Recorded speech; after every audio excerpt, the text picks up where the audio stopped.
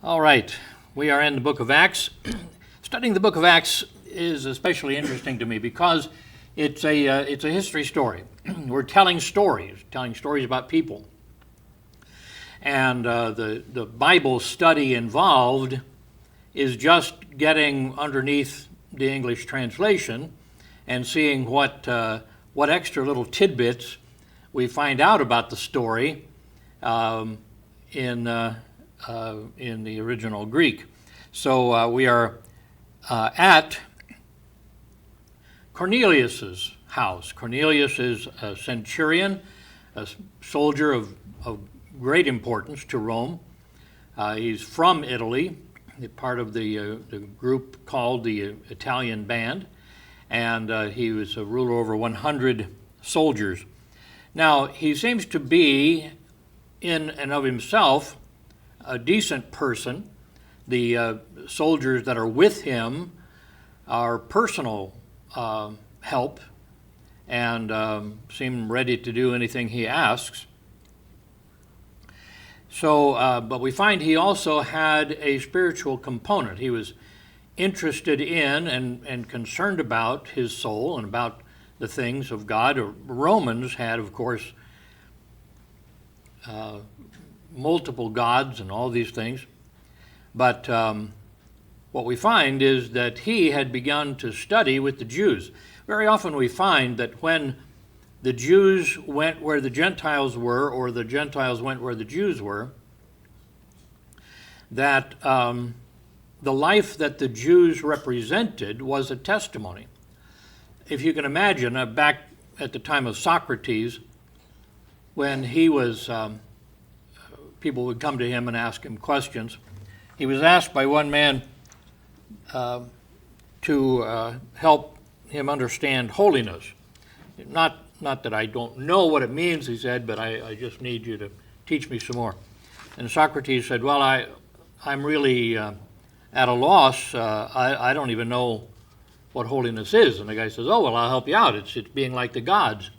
And he said, yeah, but that's the problem. We have gods who kill and gods who heal. We have gods who steal and we have gods who give.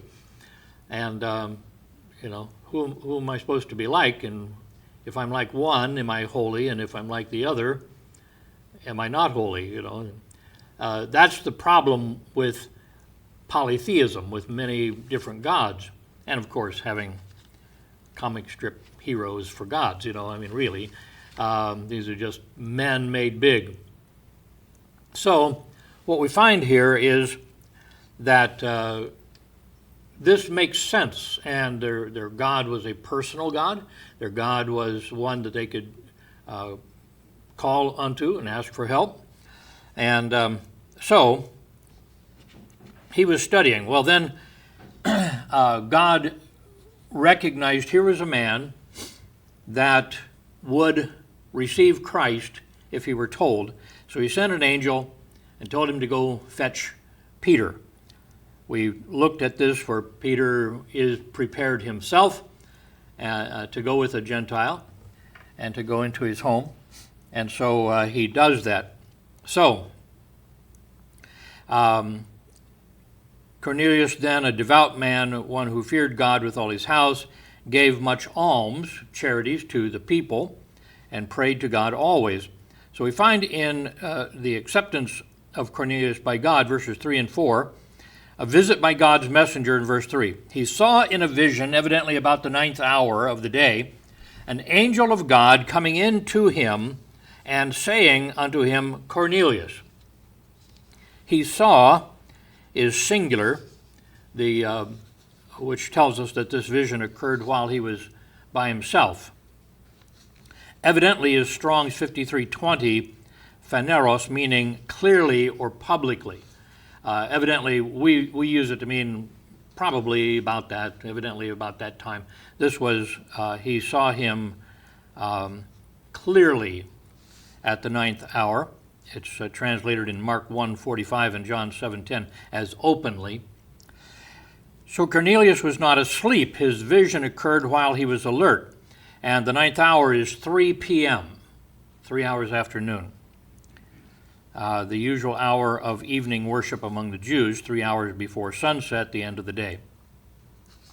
Now, this word coming in, you saw him coming in. A.T. Robertson points out ingressive second aorist active participle, not present. So he explains that. So punctiliar, saw come, not coming. What this tells us is that in this vision, the angel did not walk through the door. He didn't see him en route to standing in front of him. He appeared, saw him come. And then vindication by God's messenger, verse 4, and when he looked on him, he was afraid. Cornelius looked at the angel. People do this because they're supernatural. They're glowing beings. They appear in the middle of the room. And he said, "What is it, Lord?" Lord here, of course, can mean sir, master. He said unto him, "Thy prayers and thine alms are come up for a memorial before God." This is, I think, significant. Looked is atanizo, meaning to gaze intently. You get this picture of, though it's a vision, perhaps it's a vision of something that was really there, rather than just in his mind. The same word is used in chapter 11, verse 6, translated, fasten mine eyes. The words emphasize the reality of the vision. Another description of the angel in verse 30. We'll look at that.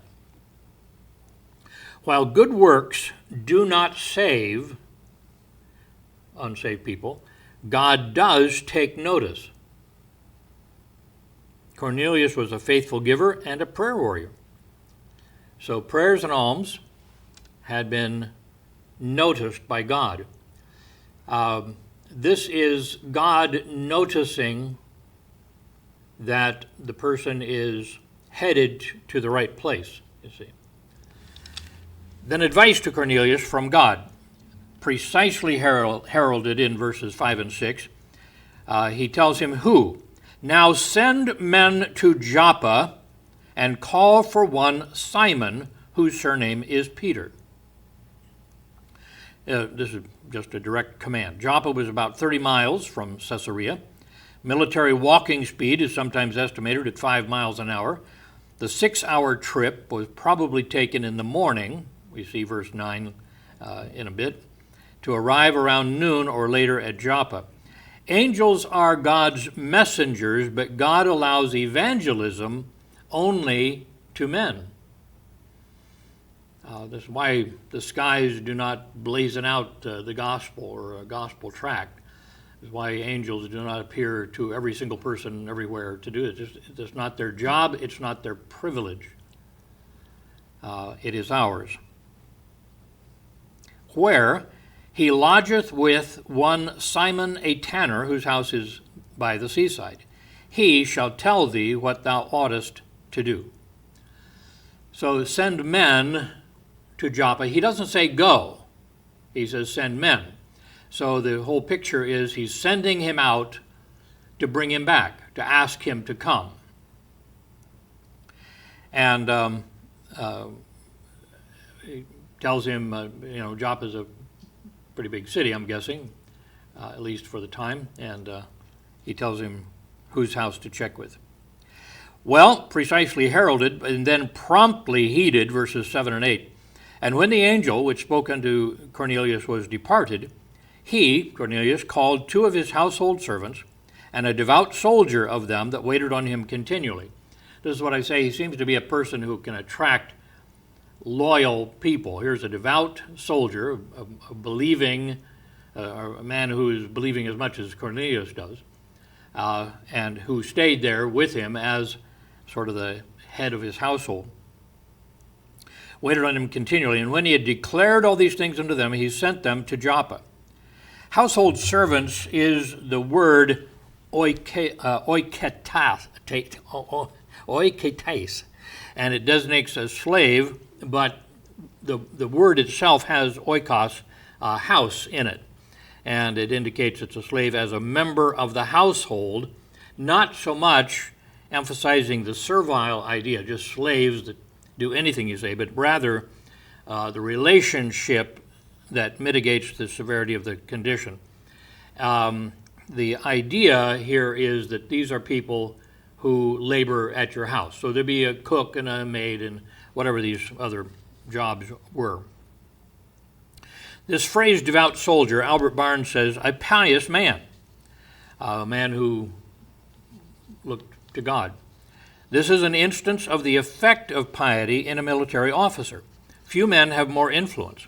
In this case, the effect was seen not only in the piety of his family, but of this attending soldier. Such men have usually been supposed to be far from the influence of religion, but this instance shows that even the labors and disadvantages of a camp, soldier camp, are not necessarily hostile to the existence of piety.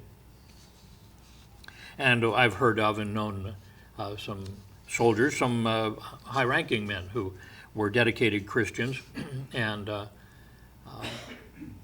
had a great attitude, I think, toward Christianity and evangelism and learning and teaching and so on.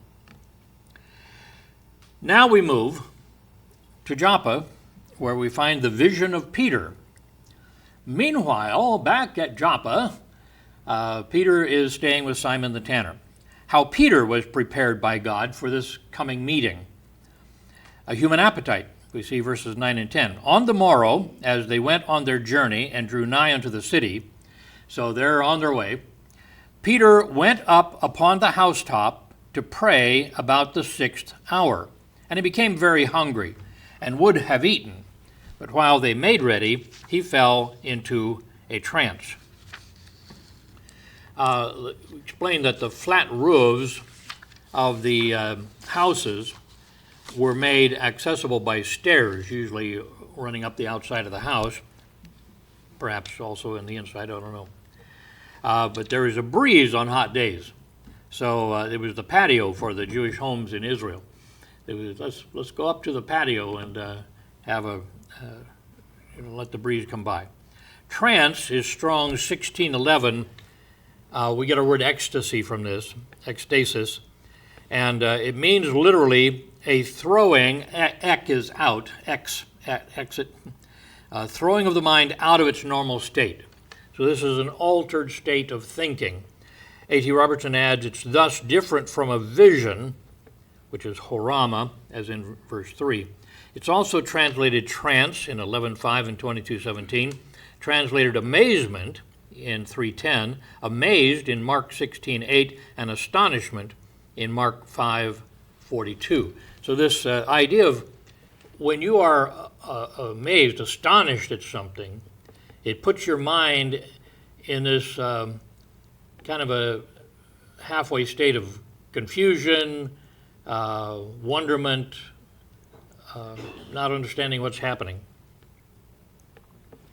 And that's what is. He's hungry, perhaps resting, and this happens. So then he has a heavenly appearance, verses 11 to 16. We see the command in verses 11 to 13, and saw heaven opened. In this altered state of understanding, the heavens are open. I don't know what that looks like. Clouds moving away, I don't know. Heavens open, and a certain vessel descending unto him, as it had been a great sheet, knit at the four corners, and let down to the earth. So we get this idea. It wasn't a sheet, but it was like that. It was something else, something made in the heavens. Wherein, we look now over the top of the sheet, and we see wherein were all manner of four-footed beasts of the earth, and wild beasts, and creeping things, and fowls of the air. And there came a voice to him, Rise, Peter, kill and eat. Were is the imperfect active indicative, meaning to begin below, and used for to be there. It says that wherein were all manner of four-footed beasts. So this is, that was there, they were there. A.T. Robertson, imperfect hoparxo in sense of ain, to exist, to be. So he saw that they were there on that sheet thing. Vessel is used in the sense of anything that holds something. That's a vessel. So the command. Then the conflict. But Peter said, "Not so, Lord." Isn't that a strange phrase? "Not so, Lord, for I have never eaten anything that is common or unclean." And the voice spake unto him again the second time, "What God hath cleansed, that call not thou common." And the voice spake unto him again the second time, "What God hath cleansed, that call not thou common." Not so, Lord. A.T. Robertson says, the negative medamos call for the optative ein, may it not be, or the imperative esto, let it be. In other words, there's words left out to just understood. It is not oudamos, a blunt refusal, I shall not do it. Yet it is more than a mild protest, as Page and Furneaux argue. It is a polite refusal with a reason given. Peter recognized the invitation to slay the unclean animals as from the Lord. Not so, Lord, he says, but declines it 3 times. Common is the word koinos, meaning shared by all. You have perhaps heard us talk about the Greek of the New Testament is Koine Greek. There was a classical Greek, and that was the Greek of the learned people and of the to be read by the learned people. Then there was the stuff that you wrote your letter to your friend, made your grocery list, and so on. That's Koine Greek. So it's the Greek of the common people, the vulgar or the populated language. That's what the word common means here. Therefore, sometimes translated defiled, unclean, or unholy. In other words, the whole world ate this kind of stuff, but not the Jews. Not the Jews. Because they were told to be careful about those things. Notice Peter took great pride in his ritual purity. Now, we'll go back to Mark 7, 18 and 19. Jesus said unto them, "Are ye so without understanding also?" Talking to his 12 disciples. "Do you not perceive that whatsoever thing from without entereth into the man, it cannot defile him?" So if you eat something that was not prescribed, you don't become unholy because of it. He says that thing that you ate, what does it do? It doesn't enter your heart. It goes into your belly and goes out into the draft. You get rid of it later in the bathroom. Then this ends with the phrase, purging all meats. The question mark is because he's asking a question. Don't you understand this? But this comment, purging all meats, is the description that Mark is giving of what this meant. Purging all meats means making all foods clean. This is a departure from the Jewish law. You see, God is teaching Peter that if he changes the Jewish food regulations, he can also change Jewish regulations about Gentiles. This is what the point is. It's not about unclean food here, although he might be asked to lunch at Cornelius' house, I don't know. But the point is, he is giving him an example. I have changed, Christ said so, and I am keeping the change of Jewish food regulations. There is a movement around to bring Christians under the Jewish food regulations. There's nothing wrong with that, just as there's nothing wrong with eating things that are not given to the Jewish regulations. So it's not wrong either way. It's only wrong if you think that you are being more holy than the other person by holding to kosher foods. Now, there's a clear understanding that if you're in a place where they're not being careful with food and food preparation and food cleanliness and so on, you're better off eating kosher. Eat only the foods that God has proved back in the time when cleanliness was not taken very seriously. However, it's not a holy thing, it's a wisdom thing. So God is saying here, I'm the boss. I'm the Lord. So if I say do it, that means it's okay with me. And then the confirmation, this was done thrice, and the vessel was received up again into heaven. So the cords pulled and the corners raised and the thing were taken away. Now, we're not told that he ate any of this. He didn't do any of this. He was just being told, if I say to do it, you better do it. How Peter was prompted by God, first of all, notice his doubts, verses 17 to 20, his secret perplexity. Now, while Peter doubted in himself what this vision, which he had seen, should mean, doubted is diaporeo, meaning to be entirely at a loss, to be in perplexity. Dia is through, so the idea is he's going through this thing where it's back and forth, back and forth. His sudden perception, verses 17b to 20, behold, while he's doubting, what in the world is that about? He's telling me to eat stuff I've never eaten before. Behold, the men which were sent from Cornelius had made inquiry for Simon's house and stood before the gate. They asked directions. Ladies, pretty nice. They got to the house and they stood before the gate. And they called and asked whether Simon, which was surnamed Peter, was lodged there. I want you to be those men for a moment. Their boss said, go to this place 30 miles away, go to this house and ask for Simon, who's surnamed Peter. Why do you want him? An angel told me to go fetch him. Okay, sure. So now they're there, and there is a Simon the tanner, and he is by the seaside, and so they're calling for somebody that they have no idea if he's there or not. While Peter thought on the vision, the Spirit said unto him, and this is something not a vision, but just internally, behold, 3 men seek thee. Arise, therefore, and get thee down and go with them, doubting nothing, for I have sent them. He thought on these things. Unusual compound word. I show you the word there, in thumiomai. It combines in and passion, thumos, or wrath.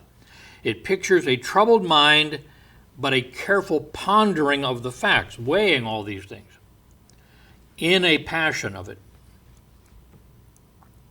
Doubting probably means here contending, as it's translated in Acts 11:2 and Jude 9, or judging, as it's translated in these other places. This is where you're making a decision between things. So his sudden perception, that's what it's about. He wants me to go with these Gentile men. And his decision then comes. First of all, notice his courtesy. Then Peter went down to the men which were sent unto him from Cornelius, and said, behold, I am he whom ye seek. And what is the cause wherefore ye are come? And they said, Cornelius, the centurion, a just man, and one that feareth God, and of good report among all the nation of the Jews, was warned from God by an holy angel to send for thee unto his house, and to hear words of thee. Then called he them in and lodged them. My point here is, notice Peter's courtesy and bravery. It wasn't that long ago that they were being chased out of Jerusalem, and people are after them and all that kind of stuff. A soldier is at the door asking for Simon Peter. Natural instinct would be to hide until his cause was made plain. You remember it's Peter that when a woman asked him, aren't you with that Jesus during the trial? And he denied him 3 times. This one, far more bravery. The Spirit had told him to go with no debating, no judging. The word I is emphatic in the greeting. I am the one that you want. When they have the Greek words are out of order, it is with the intention of emphasizing that word. However, he's courtesy, but his caution. And on the morrow Peter went away with them, and certain brethren from Joppa accompanied him. There's a caution here. This isn't a caution for fear of his life, because these certain brethren with him would not have kept him safe from soldiers and so on. Perhaps the brethren were asked to come so that in the mouth of 2 or 3 witnesses everything could be established. God's doing something special here. I'd like for you to come with me and watch and be able to report. All right. We find now the 2 participants here have been connected by God, and they begin to arrive. We see here the visitation of Peter, verses 24 to 43. Notice first the meeting that was convened for Peter by Cornelius. When he gets there, he finds things have been prepared. First of all, notice the gathering, verse 24. And the morrow, after they entered into Caesarea, and Cornelius waited for them, and had called together his kinsmen and near friends. His kinsmen and his near friends. The morrow after indicates that it took the larger group a longer time, perhaps twice as long, to go the 30 miles. It's hard to tell when you're talking about this, because Cornelius sent him sent them the same day, early in the morning, perhaps. So that would have been the next morning after the vision, which happened at 3 p.m. So they left and got there about the noon hour, and indicating why he was hungry up there on the roof. And then so they stayed the night and then went back. So this could be just that next day, the next day after they arrived. Anyway, the point being that there was the gathering, and it must have been a pretty big house and a lot of people crowded in. He receives a greeting, how Peter was worshipped. This is somebody that an angel told them to go get. And as Peter was coming in, Cornelius met him and fell down at his feet. That is the act of worship. And worshipped him. But Peter took him up, saying, "Stand up. I myself also am a man." Peter knew that pretty well, didn't he? Fallible Peter. Peter refused such worship. Perhaps he could have remembered that Jesus accepted such worship. We have the record, Matthew 8:2. "Behold, there came a leper and worshipped him, saying, Lord, if thou wilt, thou canst make me clean." Luke 5:8, when Simon Peter saw it, he fell down at Jesus' knees, saying, "Depart from me, for I am a sinful man, O Lord." He had fallen down and worshipped before Jesus Christ himself. Jesus didn't say, "Don't do that." So we find the greeting, and then we find how Peter was welcomed. He says, "And he talked with him, and went in, and found many that were come together." Talked with is the verb sun omileo. It's an unusual compound word. It means to mutually converse. They were talking about each other. "Well, a funny thing happened. An angel came and told me to go get you." He says, "A funny thing happened. I was up on the roof and had a vision of unclean animals." He went in, and this in itself, we should understand culturally, is surprising for a Jew, and he will be taken to account for it later. He went into the house of a Gentile. They were just not to do that. Many had come together. Cornelius was not going to hear this divinely important message without his friends and family with him. What does this indicate about Cornelius? He believed that this was going to be true. He'd seen the vision of the angel. He didn't enter into philosophical doubts about what happened and whether he was really there or not, all these things. He didn't care what other people thought. And if he was going to get the truth that an angel said Peter could bring, he didn't want his kinsmen and near friends missing out on this. This is sort of our theme for this this quarter, talking about how we think about the people around us. We have a message that they desperately need to hear. The guidance. We see God overruled Peter's national intolerance. And he said unto him, you know how that it is an unlawful thing, you being a Gentile living amongst the Jews in this country, you know how it is an unlawful thing for a man that is a Jew to keep company or come unto one of another nation. But God hath showed me that I should not call any man common or unclean. He got the message from the vessel, didn't he? Therefore came I unto you without gainsaying, without saying against it. As soon as I was sent for, I asked therefore, for what intent have ye sent for me? That hadn't been made clear yet. You see. So in this mutual conversation, God overruled Cornelius' natural ignorance, his exemplary conduct. And Cornelius said, here's my story. 4 days ago, I was fasting until this hour, and at the 9th hour I prayed in my house. And his exciting confirmation. And behold, a man stood before me in bright clothing. Glowing clothing is the idea, the shining light. And said, Cornelius, thy prayer is heard, thine alms are had in remembrance in the sight of God. Send therefore to Joppa, and call hither Simon, whose surname is Peter. He is lodged in the house of one Simon a tanner by the seaside, who when he cometh shall speak unto thee. So a pretty accurate record of this, pretty well sealed in his mind, having an event like this happen to him. And it all to come true. There was a Simon the tanner, house by the sea. Simon Peter was there, and God had worked with him to come. And then his expectant condition, he was ready to hear, verse 33, immediately therefore I sent to thee, and thou hast well done that thou art come. I'm pleased.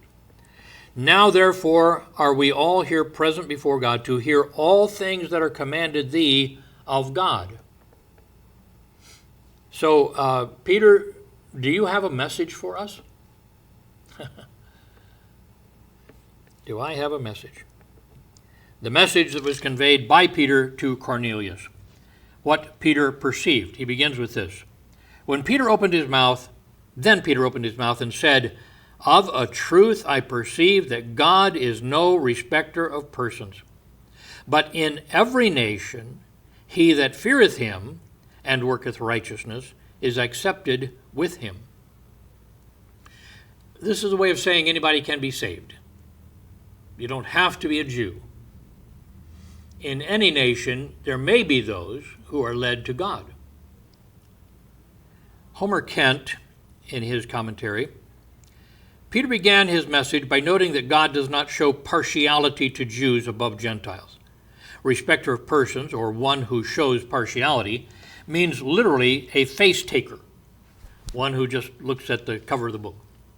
He meant that God does not save men on the basis of their individual appearance or race.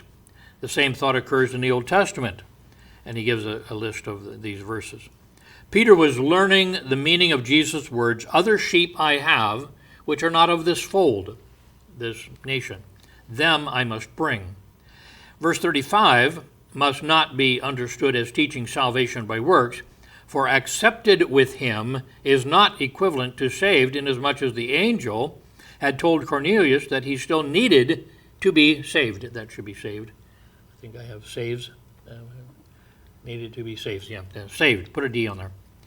Peter meant that God was obviously not interested in Jews only, for it was clear that in the case of Cornelius, a Gentile who had become a God-fearer and had performed appropriate acts of righteousness, God was desirous that he be offered the gospel of salvation just as the Jews.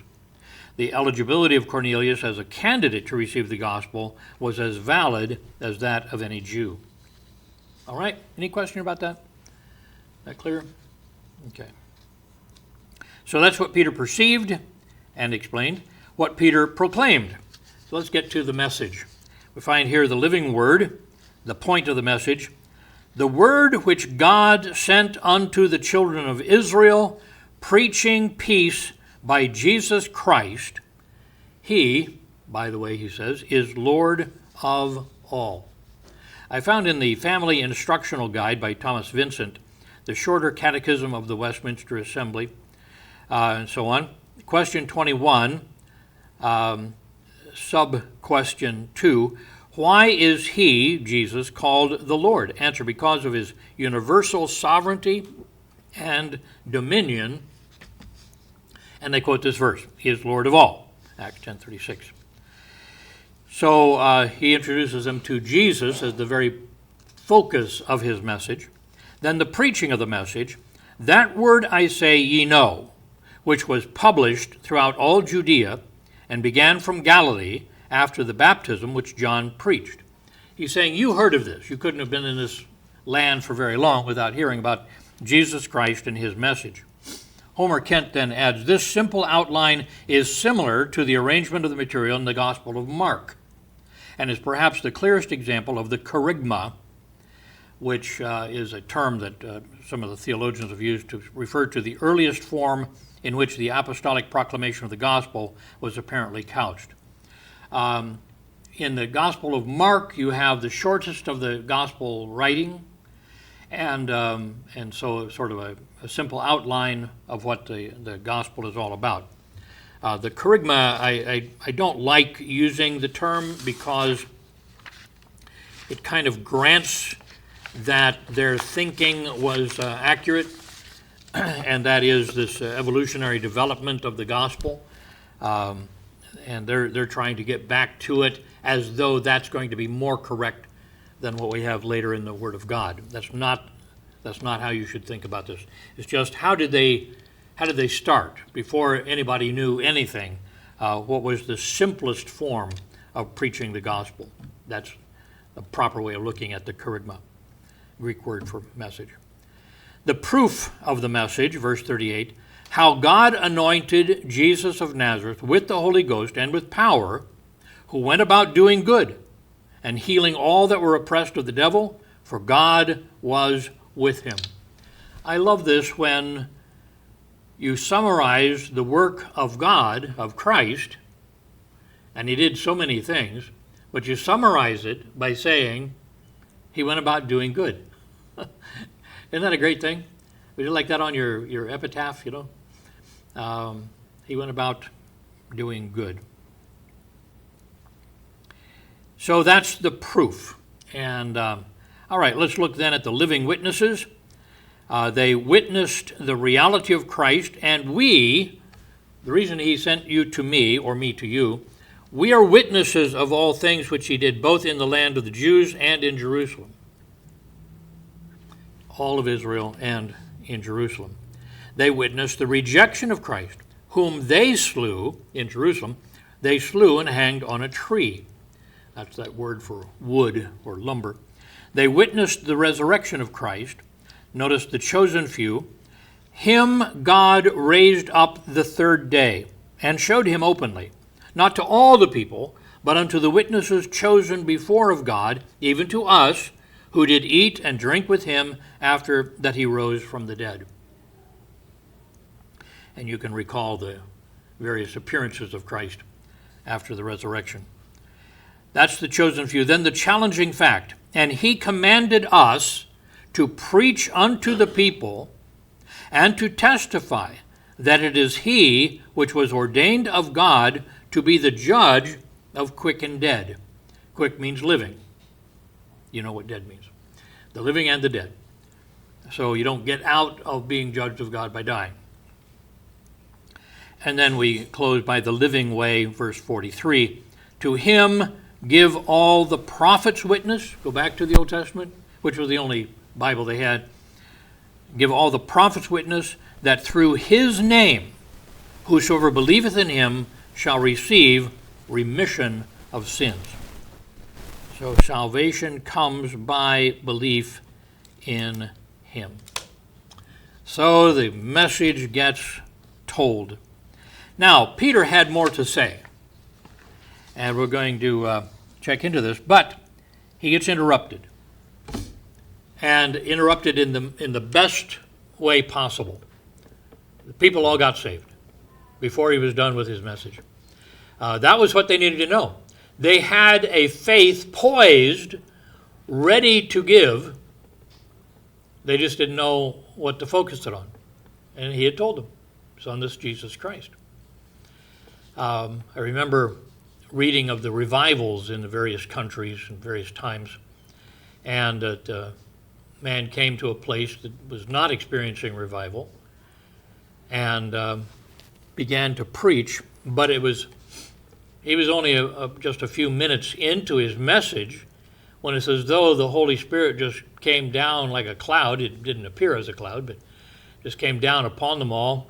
And people started crying out, woe to me being a sinner, and coming forward and kneeling at the front and crying out for Jesus to save them. And, you know, but I haven't finished my sermon. I haven't got to point 6 yet. So, you know, it's kind of interesting. God doesn't need all of our words. When the heart is prepared, I think God says, let's get on with it. Comments, questions, Nancy?